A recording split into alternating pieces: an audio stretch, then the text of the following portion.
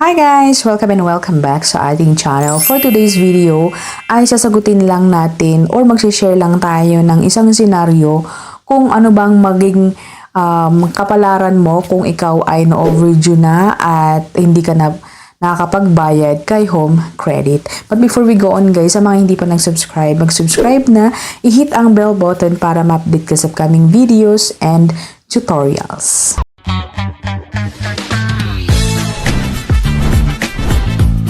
Alright, welcome and welcome back sa ating channel nga. So for today's video ay magkwentuhan lang muna tayo guys about kay home credit. Ang home credit talaga guys is isang legit na utangan ng ating mga gadget, like yung ating cellphone, iPad, ganyan, and mga iba pang mga kagamitan like appliances, ganyan. So talagang nagre-report sila sa CIC and registered sila sa SEC. So talagang legit na legit po si home credit. So now, anong mangyayari sa atin guys kung sakali na hindi po tayo nakapagbayad sa kanila? Tayo ba makukulong? Ganyan, meron bang harassment? Ganyan. So, ayun na nga at example natin ang isang senaryo na nangyari sa isang someone. Ayan, so, nung 2018 po ay nag-loan siya sa home credit. So, syempre, pag nag-loan po tayo, may mga information tayo doon na pipilapan. Meron tayong mga pa-selfie, mga pa-ID. So, mag-ingat po tayong magbibigay ng mga ganung mga information kasi talagang pag sa legit ay talagang mare-remind po talaga tayo. Ayan. So, way back 2018, nag-loan na nga siya ng phone. Ayan. And, syempre, hulugan yun kasi nga home credit. So, nahulugan. And now, ay nagtaka lang po kasi nga merong dumating na nag-home visit. Ayan.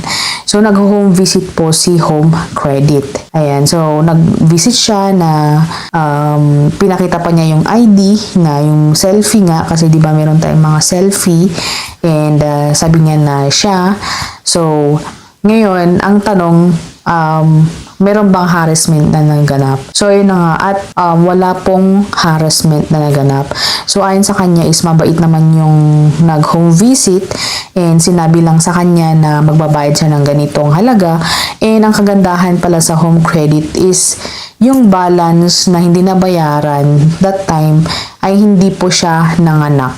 Kung ano po yung balance mo that time, ayun po yung babayaran mo kung magbabayad ka na sa balance mo, ganyan. So, meron siyang balance worth of 1,000 pesos. So, may problema yata sa system kasi nga hindi po nag-appear. So, ang sabi niya is magpupunta na lang siya sa office ng home credit para ma-settle na lang yung balance na yun. Sinasabi nila na makukulong nga ba yung mangungutang or may utang sa home credit. So, based on the experience of that someone, ay wala naman pong mga ganyang papel kasi ang istaka naman po is kailangan may utang ka na malaking halaga. Ayun na nga, at malaking halaga at yun po ang magiging estafa. Disclaimer, hindi po tayo financial advisor or whatever. Basta sinashare ko lang po na ayon sa mga narinig ko, ayan, ang estafa ay pag mangutang ka ng mga milyon-milyon. So, ang katapat nito is yung small claim lang po. Pero sa senaryong ito guys ay wala naman pong naganap na ganun. So, pinapabayaran lang po yung balance, ayan, na 1,000 pesos. And, ayun, at masasabi ko na goods naman ang home credit. Walang harassment na naganap, walang tawag ng tawag or whatever, pero may home visitation. So, sa mga may utang po dyan, wag po kayo mag-alala kasi nga, pag i-home visit kayo, titingnan lang kayo and makipag-usap naman sila ng maayos. But in case po na meron po yung mga senaryo na masusungit and mga nagsasalita daw ng mga masasama, ang magandang maipayo ko guys is pag makikipag-usap po kayo sa agent o yung mga pupunta sa home visitation ay magre-record po tayo. Okay? Magre-record po tayo para may proof in case na may masamang sasabihin or whatever na harassment, ganyan. So, magre-record po tayo. Huwag po natin kalimutang mag-record. And huwag din po natin kalimutang kuhanin ang ID ng mag-home visit. Ayan. So, hindi po tayo makukulong sa mga utang. Ayan. Hindi po tayo ma-estafa. Pero may estafa lang po tayo kung umabutan ng mga milyones ang ating jutang. Ganyan. So, pag ang katapat lang po natin ay small claim. Yun lang po guys. And I think sa barangay, ganyan, magharapan sa barangay. Anyway, yun po yung aking naririnig. So sa mga may mga utang, ganyan, mapapayo ko lang is mag-research po tayo sa mga batas, kung ano pong dapat nating gawin, ganyan. Kasi nga, hindi naman po basta-basta ang may utang kasi masisira po ang ating mental health. Ganyan.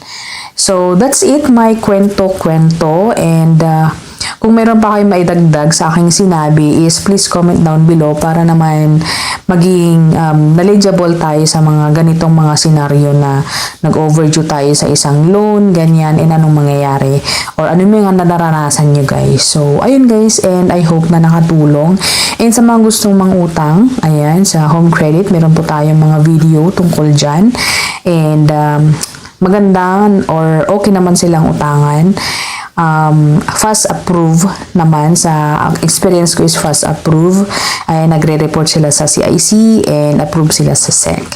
So ayun guys, legit na legit si home credit. Disclaimer guys na hindi po tayo promoter ng home credit. So nagsasabi lang po tayo ng katotohanan based on our experience. Kung ano po yung ating experience, ganyan. So thank you for watching and I hope to see you again on my next video. Bye!